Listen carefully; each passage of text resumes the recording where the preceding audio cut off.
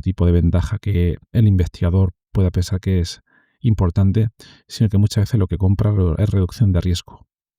Es decir, es la misma ciencia, pero contada en la moneda del otro modo. Porque le estás contando cómo está hecho el motor, cuando lo único que él o ella quiere saber es si el coche que le quiere vender pues le va a llevar a su casa o no.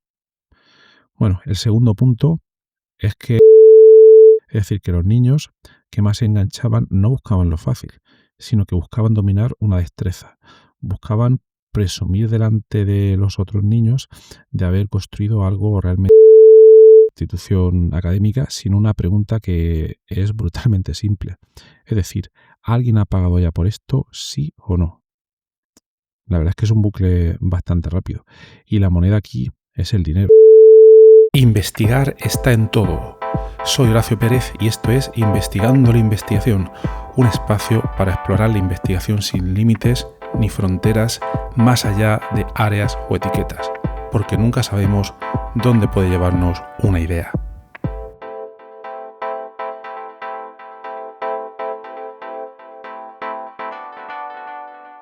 En los años 70, en una calle cualquiera de una ciudad española, podías encontrar dos tiendas de ropa casi idénticas.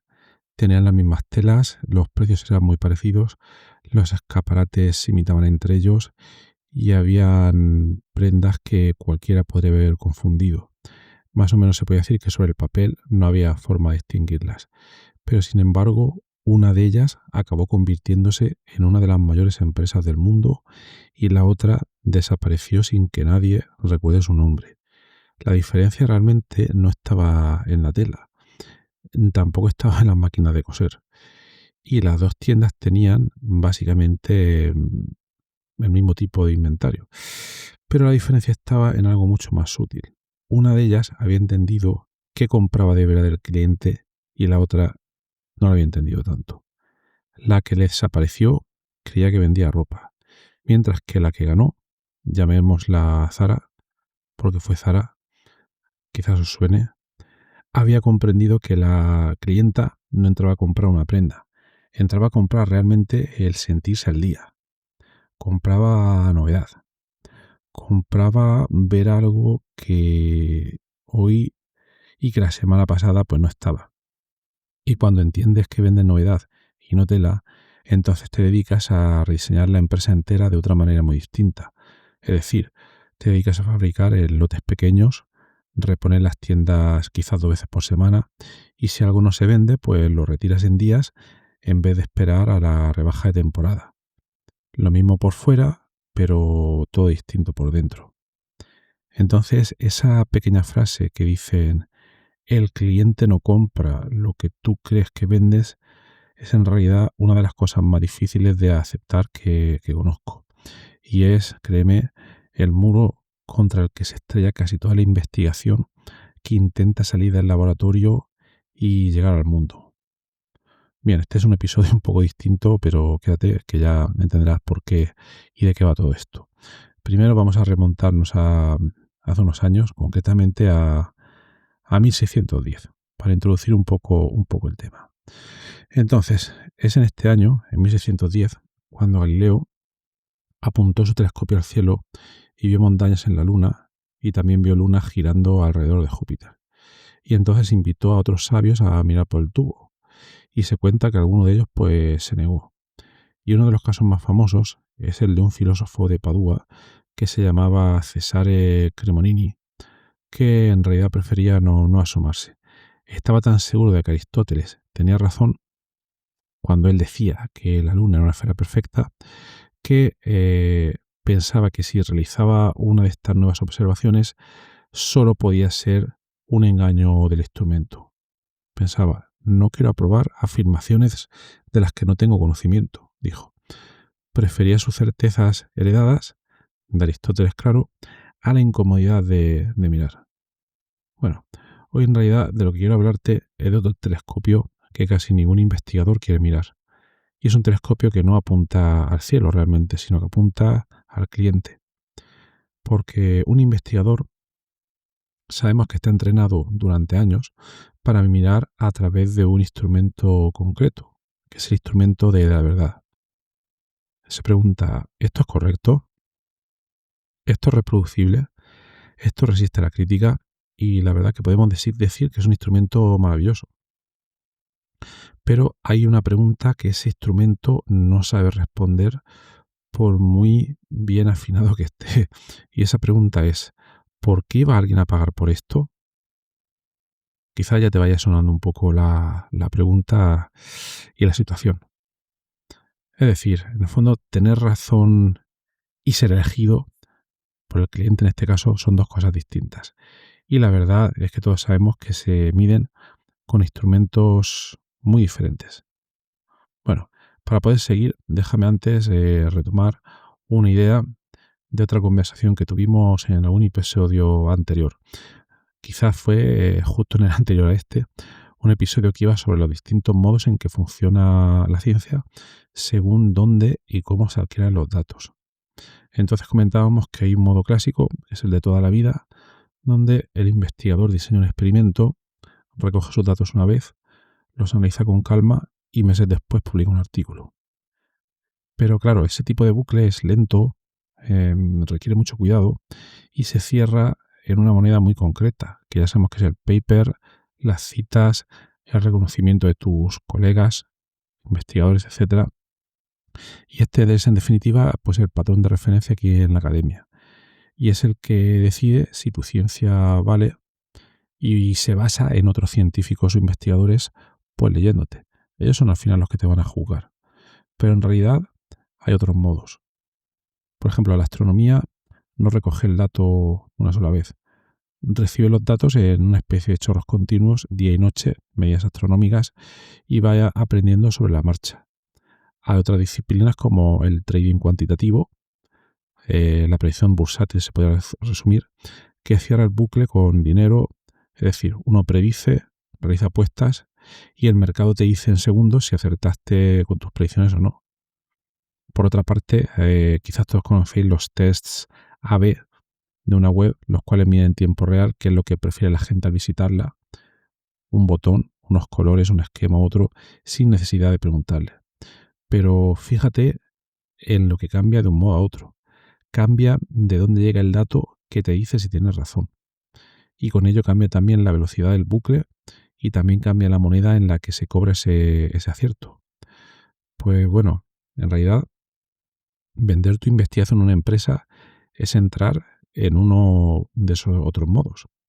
Es decir, es el modo en el que el dato que importa ya no es la cita de un colega o de una institución académica, sino una pregunta que es brutalmente simple. Es decir, ¿alguien ha pagado ya por esto, sí o no? La verdad es que es un bucle bastante rápido. Y la moneda aquí es el dinero, está claro. Y el juez, como comentamos, ya no es otro investigador que entiende tu jerga, sino alguien que tiene un problema y mira si tú se lo vas a poder resolver o no, básicamente. Y bueno, en realidad aquí está la trampa. Es decir, un investigador puede ser un maestro absoluto del primer modo, el que comentábamos de publicar en las mejores revistas, acumular citas, etc. Y ser en este segundo modo exactamente como aquel filósofo que no quería mirar por el telescopio. Y no porque sea torpe, no, sino porque está usando el instrumento equivocado para una pregunta que ese instrumento no sabe ni formular. Pero bueno, no hay que ser pesimista porque ese otro modo, ese segundo modo, se puede aprender. Y bueno, déjame ponerte un ejemplo español de carne y hueso. Carlos Buesa era un biólogo, doctor en bioquímica, y andaba haciendo investigación de primer nivel en un instituto belga. Era el típico investigador del primer modo que comentábamos antes. Pero en algún momento decidió cruzar al otro lado y en el año 2000 montó mediante la Universidad de Barcelona, una empresa que permitía convertir su ciencia en medicamentos. Y esa empresa, llamada Horizon, acabó saliendo a bolsa, fíjate, en 2015. O sea, vaya salto. El mismo señor que antes medía su éxito en papers y citas, de pronto lo medía en otra moneda completamente distinta. Alguien que pone dinero, un ensayo clínico que avanza, una acción que cotiza, etc. En realidad, no dejó de ser científico, pero aprendió a hablar ese segundo idioma que estábamos comentando. Y eso es exactamente ese antes y después del que va este episodio. Bueno, en relación a esto, quería contarte que, bueno, hace un tiempo empecé a trabajar con alguien que se dedica, dentro de todo este contexto, y él lo hace de manera profesional, a mirar por ese segundo telescopio, el cual controla bastante bien, pero bueno, también conoce bastante bien el primero. Y esta persona viene del mundo de las grandes escuelas de negocio y lleva décadas en algo que llaman ingeniería de la experiencia del cliente, en inglés. Y bueno, porque lo que a mí me interesa de toda esta situación es lo que esa persona ve y yo no veía en ese momento. Entonces, bueno, te voy a contar las 4 cosas que pienso que me enseñó a ver, porque son exactamente las 4 que pienso que normalmente pues a un investigador se le escapan. Uno, podemos decir que cuando quieres vender tu investigación, no debes preguntar al cliente qué es lo que quiere, sino que debes observar su vida.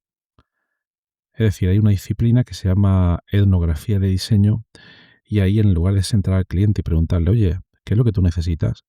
En lugar de eso, lo acompañas un día entero, nada más, y miras cómo vive, dónde sufre, qué es lo que le quita el sueño, etcétera. Hay una historia europea que cuenta esto de maravilla. A principios de los años 2000, Lego, la empresa danesa de los bloques y demás que probablemente conocéis, estaba al borde de la quiebra. Y habían asumido que los niños de hoy querían diversión rápida, instantánea, sin esfuerzo, así que fabricaban piezas cada vez más grandes y sencillas, hasta que uno de los nuevos equipos hizo algo que no habían hecho nunca, que fue enviar investigadores a vivir con las familias y a observar a los niños jugar de verdad, pero dentro de sus propias casas. Y se quedaron perplejos cuando descubrieron justo lo contrario de lo que creían anteriormente. Es decir, que los niños que más se enganchaban no buscaban lo fácil, sino que buscaban dominar una destreza, buscaban presumir delante de los otros niños de haber construido algo realmente difícil. Y entonces, a partir de esa observación, y no con una encuesta, Lego dio la vuelta a la empresa y que incrementaron su éxito. Pero el investigador, en cambio, llega con una presentación de 50 diapositivas sobre su método, te da su chapa, habla de su tecnología y, claro, cuando un investigador de esta manera intenta vender su ciencia, el cliente educadamente se aburre porque le estás contando cómo está hecho el motor, cuando lo único que él o ella quiere saber es si el coche que le quiere vender pues le va a llevar a su casa o no. Bueno, el segundo punto es que es importante saber que te obliga a decir qué haces tú que no hace nadie más. Es decir, esto es una de las cosas más incómodas a las que se puede enfrentar, yo pienso, con un investigador. Y aquí hay un ejercicio que se llama el momento de la verdad. Entonces consiste en completar la frase, si me quitas esto y esto, soy uno más en el montón. Es decir, quítale a tu grupo de investigación su principal recurso, su principal factor diferenciador y dime cómo se queda y si sería capaz de diferenciarse de otros grupos que intenten vender u ofrecer una tecnología parecida. Muchas veces los grupos que hacen este ejercicio se dan cuenta de que no tienen nada realmente diferenciador y que podrían ser cualquier competidor. Entonces, bueno, el llegar aquí es algo que duele. Por eso es difícil hacer este ejercicio, pero por otra parte pienso que es bueno hacerlo porque cuando te das cuenta también puedes buscar un factor diferenciador que seguro que tienes y que puedes potenciar para que tu cliente vea cómo te puede diferenciar de los competidores. Bueno, el tercer punto sería cómo traducir la tecnología a algo que el cliente pues pueda apreciar. Y esto sucede en contextos como por ejemplo cuando el investigador dice nuestro modelo tiene una métrica de tal y cual. Entonces ahí el cliente pues no te va a comprar eso, no te va a comprar tecnicismos porque muchas veces no sabe ni entenderlo siquiera. Lo que el cliente puntúa es en realidad otra cosa. Por ejemplo, en nuestro contexto de descubrimiento de fármacos, lo que va a puntuar es cuántas moléculas exitosas, por decirlo de alguna manera, puedes encontrar por cada número de intentos o cuánto tiempo me vas a ahorrar en mis procesos de descubrimiento o cuánto riesgo económico pues me vas a quitar encima. Piensa, por ejemplo, en el AVE, El AVE, para los que estéis en Latinoamérica, es un tren de alta velocidad que está en España. Y piensa, por ejemplo, en el que está entre Madrid y Barcelona. Podemos ir en AVE o también en avión. El avión en el aire es obviamente más rápido, pero aún así el tren se quedó con la mayor parte de los viajeros de este corredor. ¿Y por qué pasó eso? Porque el viajero en realidad no compra la velocidad, que es la hipótesis de quienes mueven los aviones. Lo que compra en realidad es certeza de llegar a su reunión sin sobresaltos. Los sobresaltos del avión, las colas de seguridad, y que fácilmente en tren pues les permite llegar de Madrid a Barcelona, del centro de una de las ciudades a centro de otra. Y esto Renfe lo tradujo, Renfe, la compañía de trenes española, lo tradujo a algo que el cliente puede puntuar. Y además Renfe te devuelve el dinero si el tren llega tarde. Entonces, bueno, ahí tienes un poco pues la lección entera. Y esta es una de las frases más afiladas que aprendí en toda esta formación. Y es que básicamente el cliente no compra horas u otro tipo de ventaja que el investigador pueda pensar que es importante, sino que muchas veces lo que compra es reducción de riesgo. Es decir, es la misma ciencia, pero contada en la moneda del otro modo, de ese segundo modo que estábamos comentando. Y el cuarto punto que a mí aquí me parece importante es que muchas veces el cliente, que no te des cuenta, te caza las frases que te matan sin que te des cuenta. Y hay dos de esas frases que un investigador suelta con toda la inocencia del mundo y que son súper letales. La primera puede ser, por ejemplo, técnicamente podemos dar más o menos los mismos resultados que los demás. Mal. Con este tipo de frases muchas veces acabas de borrar de un plumazo todo aquello que te hacía realmente único y le acabas de decir al cliente que da igual contratarte a ti que a otro, al no tener realmente una capacidad diferencial en esa propuesta. Y la segunda, o el segundo error, a veces es un poco más sutil, al decir, no hay grupos como el nuestro. Bueno, uno puede pensar que esto es una fortaleza, pero a veces puede ser humo, ya que si no es capaz de nombrar a un competidor concreto y decir sobre todo en qué eres mejor que ese competidor, entonces el cliente es muy probable que no se crea que sea distinto en ese contexto. Únicamente te creará distinto cuando puedas señalar al de al lado y explicar de manera clara la diferencia. Entonces, en esta formación que os comentaba, yo creo que estos fueron los 4 puntos más reveladores y que yo os puedo estar contando aquí de alguna manera, pero como se entienden realmente es siguiendo al posible cliente de tu investigación, escuchándolo, observándolo, viviendo con él todo el tiempo que puedas para poder entender lo que quiere pues realmente. Y en fin, llegados aquí, un investigador honesto es normal que sienta un escalofrío y que piense, esto es marketing, esto es vender humo, yo me dedico a la verdad, no a embaucar. Bueno, yo entiendo ahora ese punto de vista, pero fíjate en que es exactamente la misma resistencia que la de no querer mirar por el telescopio que comentábamos al principio. En el sentido de que si lo que veo por ahí me incomoda, será que el tubo engaña. Acordad de lo que comentamos al principio. Y bueno, no creo que engañe realmente, solo es que este otro tubo enseña otra parte de la realidad que muchas veces los investigadores pues no conocen. Porque muchas veces el que pienses que porque tu ciencia sea verdadera no garantiza que pueda llegar a la gente. Puedes tener el mejor método del mundo y dejar que se muera dentro de un artículo que leerán quizás cuatro personas. Y además que la verdad no se vende sola.